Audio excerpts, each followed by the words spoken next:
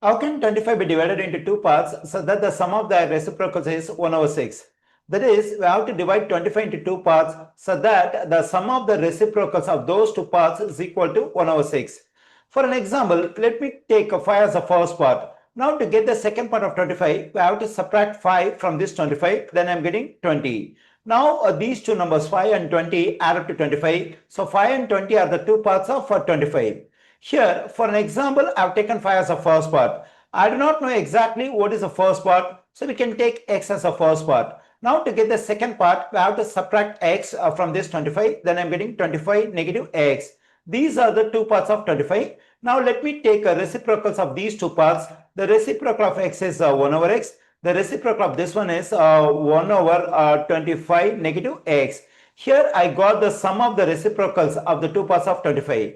Now let me consider this information. That is sum of their reciprocals is 1 over 6.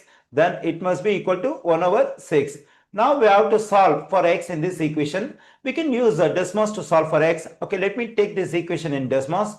That is 1 over x positive 1 over 25 negative x equals to 1 over 6.